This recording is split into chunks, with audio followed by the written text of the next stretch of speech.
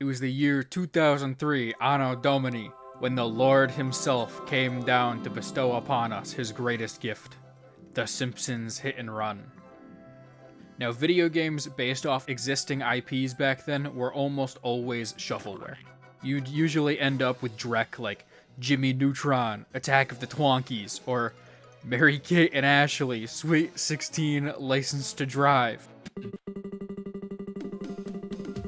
But every now and then, everyone involved in development would actually put in the effort and a good licensed game would come out. It was rare, but it happened. And the holy trinity of those early 2000s licensed games was SpongeBob, Battle for Bikini Bottom, Spider-Man 2, and of course, The Simpsons Hit and Run. On paper, this game sounds insane, and that's because it is. This game is Grand Theft Auto, but with The Simpsons.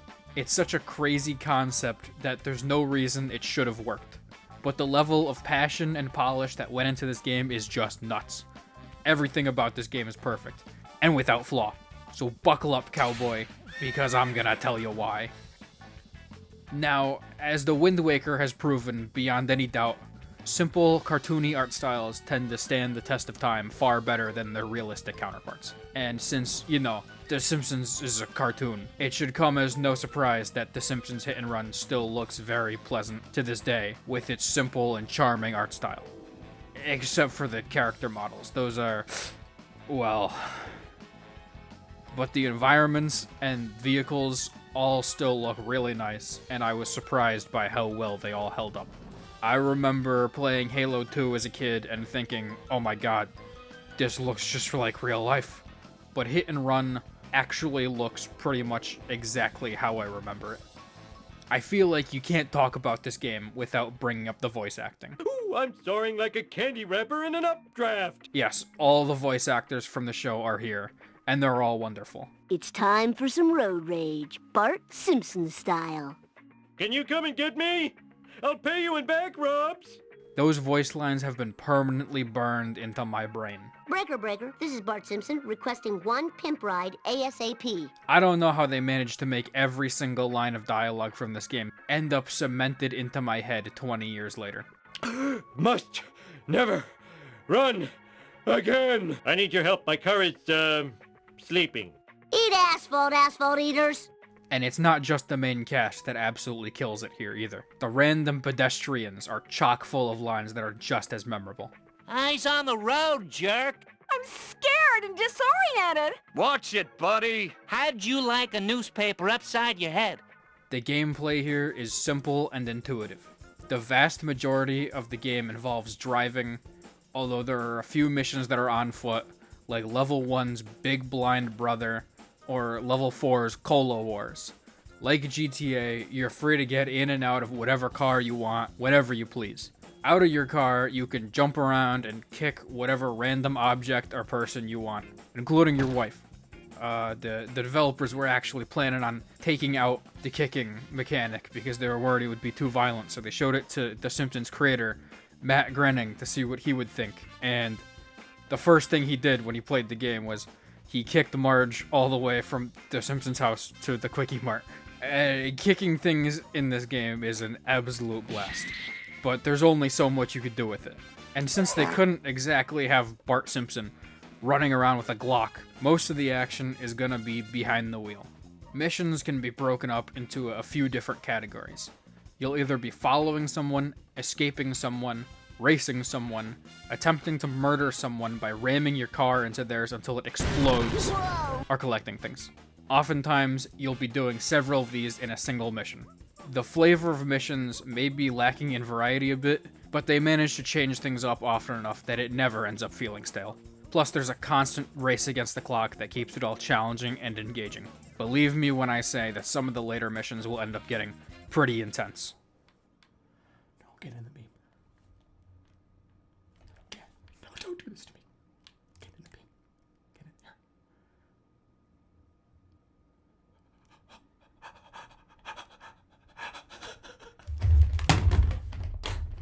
But we'll get to that. On top of the timer, you also have the titular hit and run system. In place of GTA's stars, This game has a meter in the bottom right corner that will fill up the more things you hit. If it fills up completely, the cops will come after you, making your life a whole lot harder. Getting stopped by the cops gets you slapped with a 50 coin fine, and you're most likely failing whatever mission you were trying to beat at the time.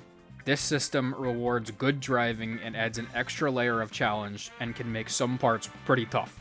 It's much more simplified and stripped down than GTA's, but I think the system works really well and it's perfectly suited for this game. And the sound design is excellent. The frantic music that starts up once you're being chased down really gets those juices flowing. The driving in this game is great. It's just a blast to play. The way the cars handle in this game is an absolute joy. There's no real way to describe it other than arcadey. I know that's a shitty descriptor, but bear with me. Let me elaborate.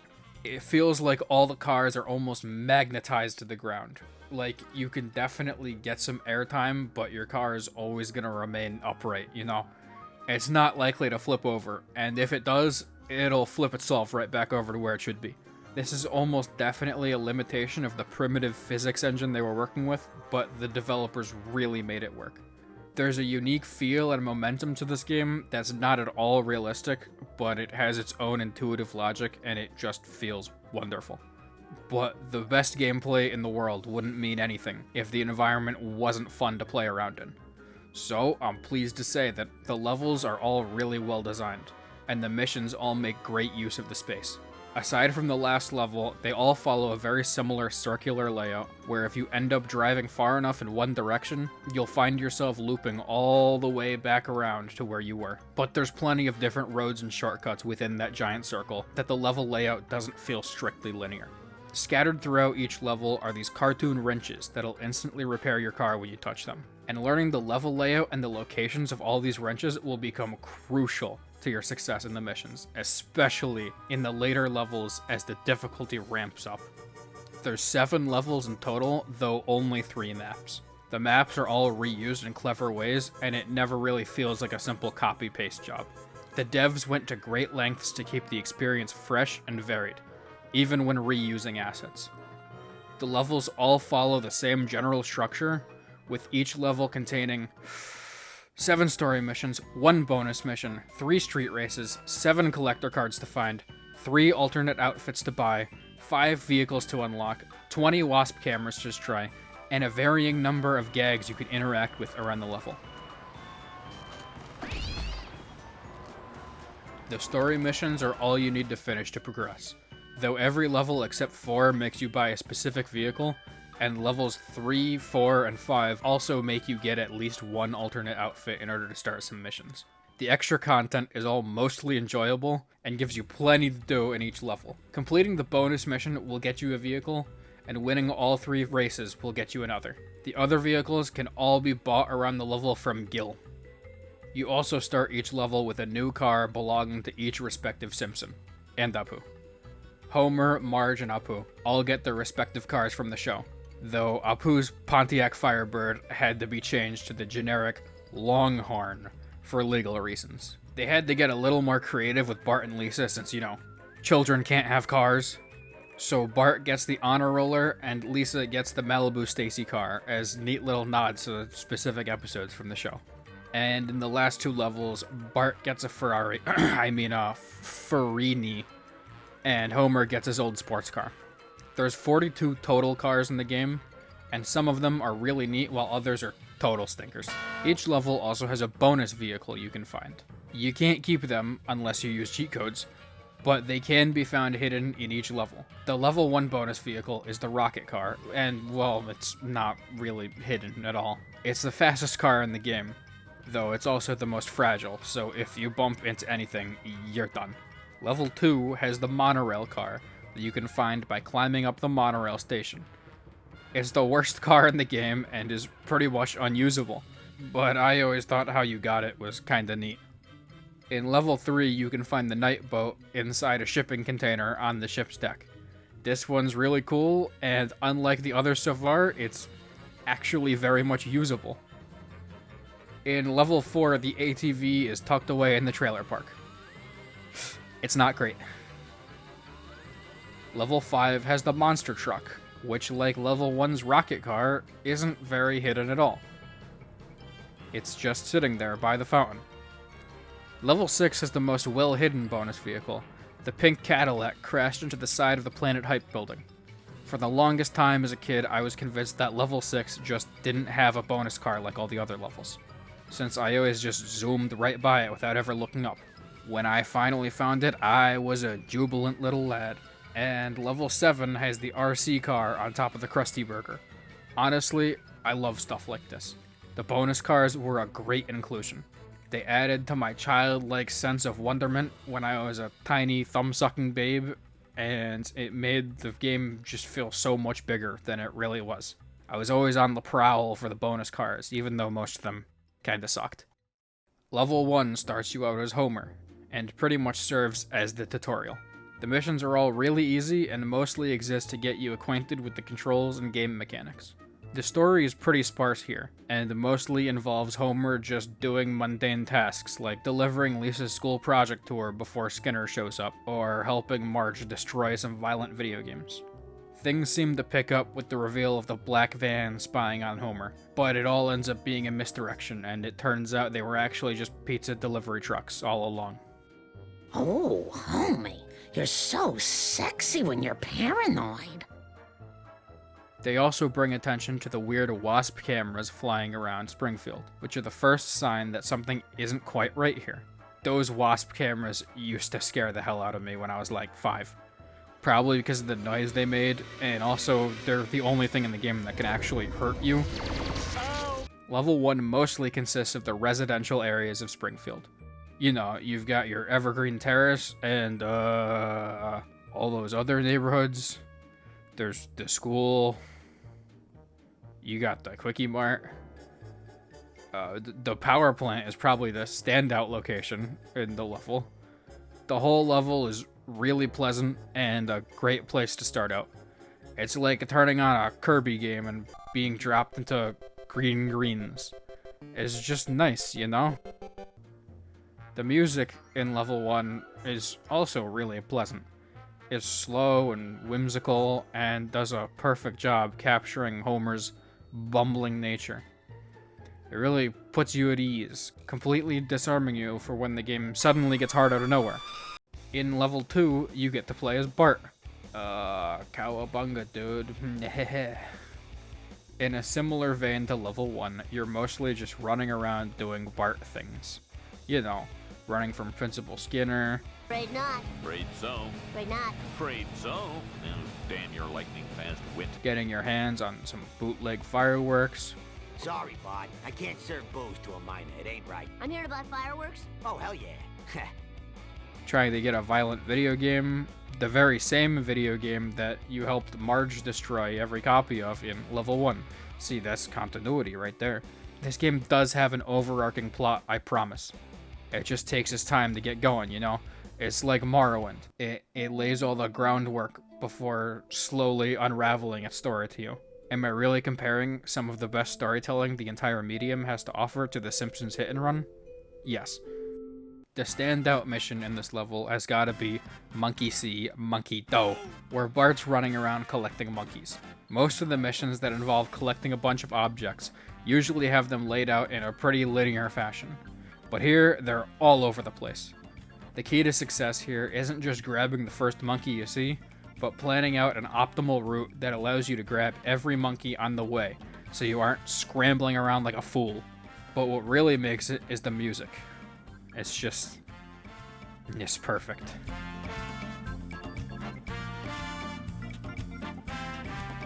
Level 2 is set in downtown Springfield, where you'll see a much more grimy and industrial side of the town.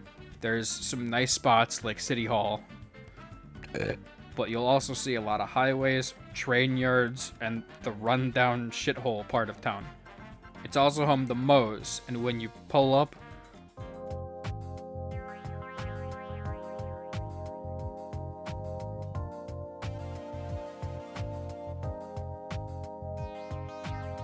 this whole area definitely feels right at home for Bart, the Simpsons' resident troublemaker. And I mean, you had to put Bart in the same level you could kick the head off of Jebediah Springfield. Just like Homer's, Bart's music suits him perfectly. He's got a rock and roll sound that's really unique to him, and it stands out against the normally jazzy soundtrack. It's also the harshest we ever really hear the soundtrack, which I think suits the gross industrial environment really well. The level ends with Bart finally seeing Trekosaurus, which he spent a good chunk of the level helping Frink find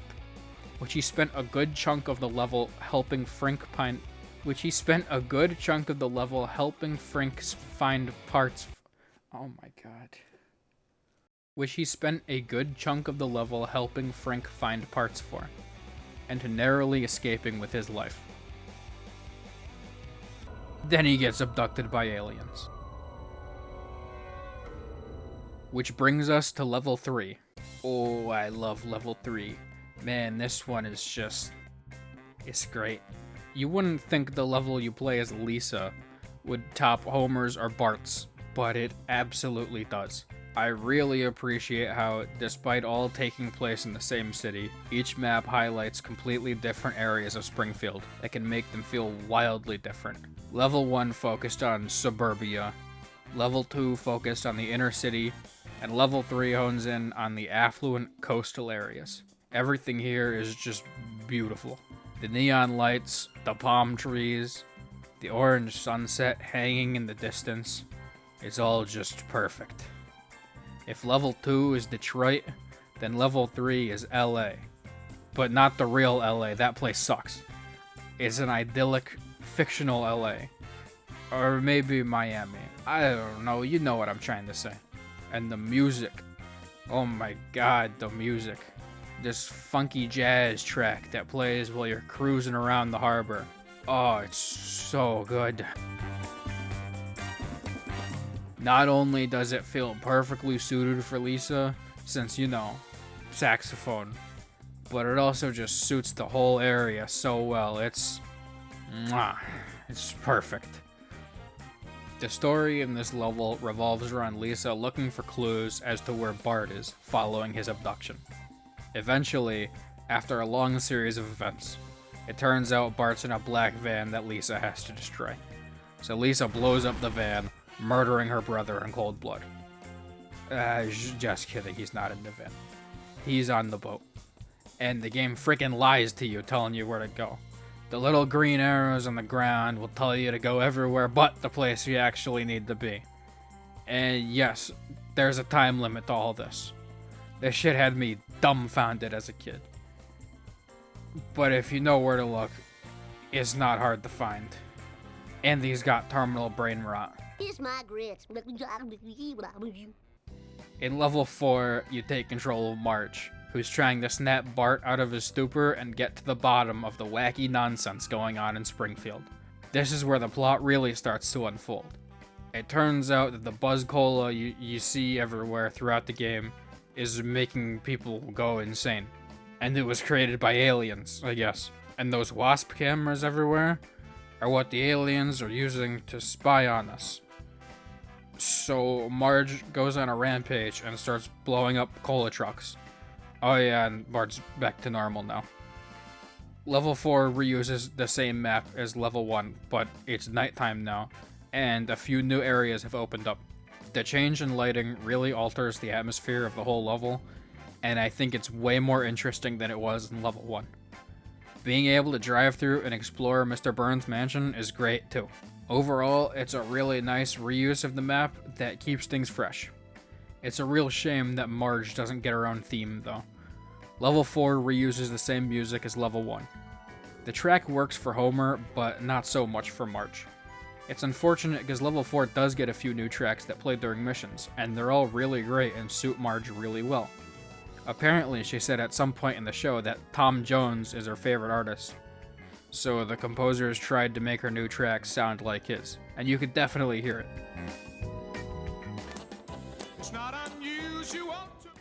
I think it's absolutely criminal that Marge never got her own standard level theme while every other character did.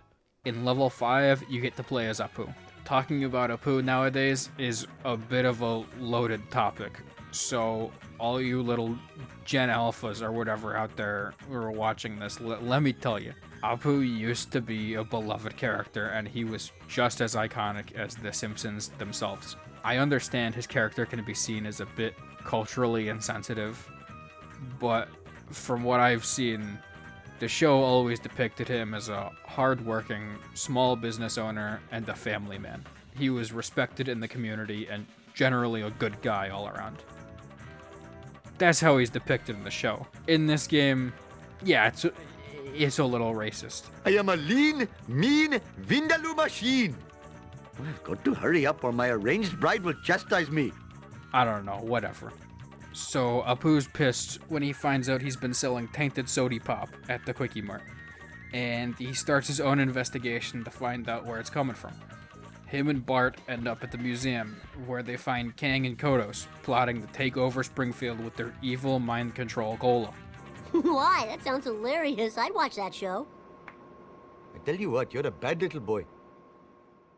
Level 6 has you playing as Bart again, on the same map as Level 3. I like the visual changes a lot, and this level looks as good as ever. This is when the game starts to actually get hard. Specifically, the mission Set to Kill is absolutely ball-busting. You have to take out these laser gun stands in a very short window of time, and you're stuck using the supervillain car, which is way too fast for its own good, and can be pretty tough to maneuver. And so much of it takes place on this crowded boardwalk full of people and a bunch of other shit, so you're almost certainly going to end up getting a hit and run. And the worst part is getting back.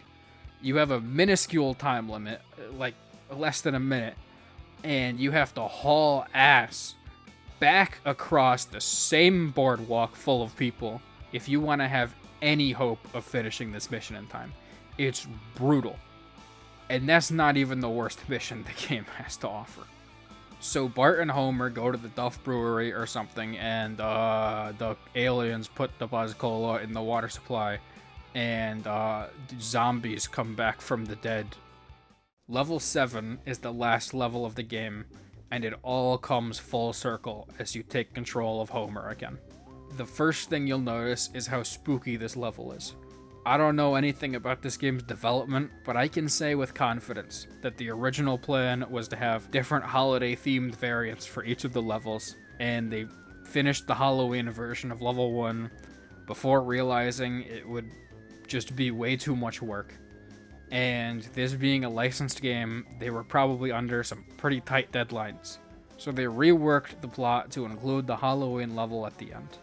But that's just my hypothesis, which is supported by the fact that there's different holiday variants for the main menu screen. You could tell the devs were feeling the pressure towards the end, because this whole last level feels really rushed. 4 of the 7 missions are just minor variations of the exact same thing, involving you collecting nuclear waste from the power plant and bringing it to the alien spaceship above the school playground. Yeah, you heard that right, you have to do this 4 times, with each one getting harder than the last.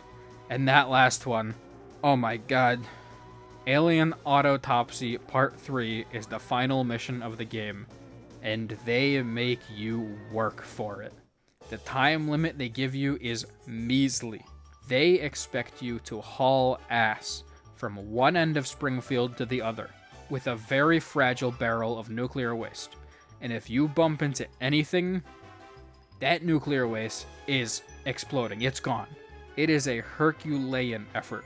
Oh yeah, there's also an alien car trying to run you off the road. And even if you manage to make it to the playground in time, there's an overwhelmingly high chance you're just gonna crash directly into the wall they planted, exactly where you're gonna land, which blows up the nuclear waste, since you barely have any time to slow down. And that's not even factoring in all the shitty AI drivers in your way that you're bound to crash into. And even if you somehow manage to avoid blowing up your toxic waste from all these fools on the road, it'll certainly guarantee you a hit and run. Alien Autopsy Part 3 is what turns boys into men. This godforsaken mission put hair on my chest. To be honest, replaying it as an adult, it's really not that bad. Yeah, it's pretty challenging, but it's not crazy. but there's a pretty sharp difficulty spike right at the end there. I also neglected to mention the fact that you could skip missions if you failed them enough times, with the sole exception, of course, being this very last mission. I definitely gave up and skipped some of the hardest missions as a kid, which left me woefully underprepared for the end here. It's still hard, make no mistake. If you can beat this first try, you're lying. You're a liar. But it's totally doable for the average adult given enough attempts.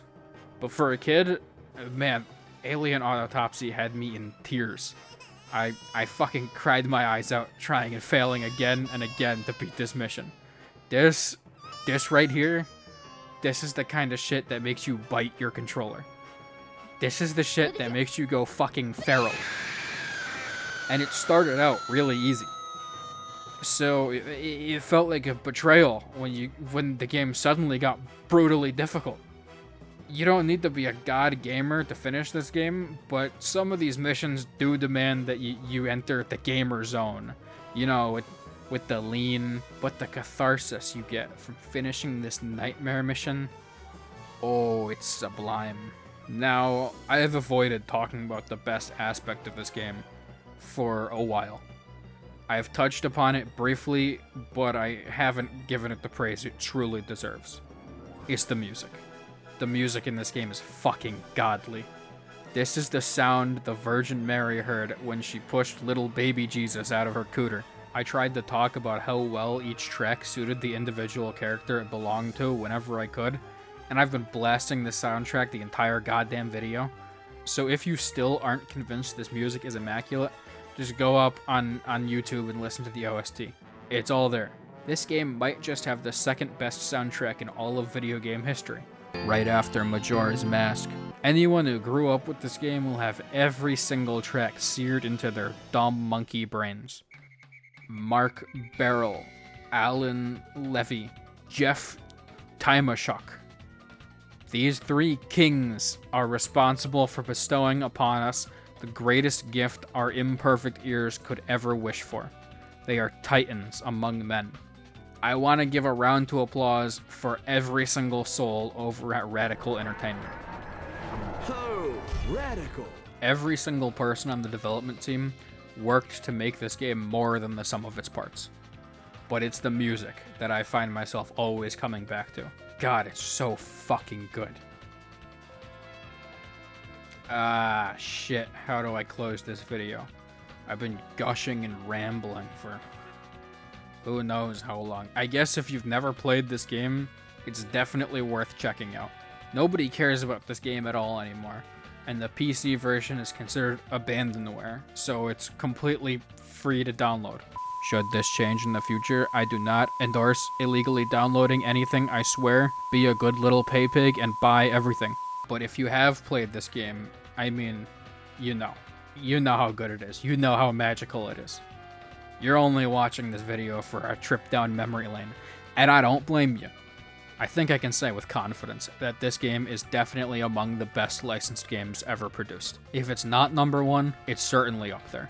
At the time of this video going up, this game will have been exactly 20 years old to the day. Back then, it was hard to come by good licensed games. Now, things have kinda changed. As budgets have inflated and video games have become a more recognized and respected medium, it's harder to find licensed games that are just total shit. You still get some. The new Spider-Man 2, no, not that one, is right around the corner, and I'm sure that'll be great. But 2023 also brought us The Lord of the Rings Gollum, which genuinely felt like it could have been lumped into the deluge of trash licensed games from 2003. The same tidal wave of diarrhea, this game fought tooth and nail to claw its way out of. I don't know where I'm going with this. I'm just trying to say that the Simpsons Hit Run was great for its time, and it's still great today. Thanks for listening to my schizobabble. I appreciate you all. If you enjoyed this video, don't forget to leave a like, comment, and subscribe for more. If you've made it this far, you freaking rock, dude. Thanks for watching. It means a lot.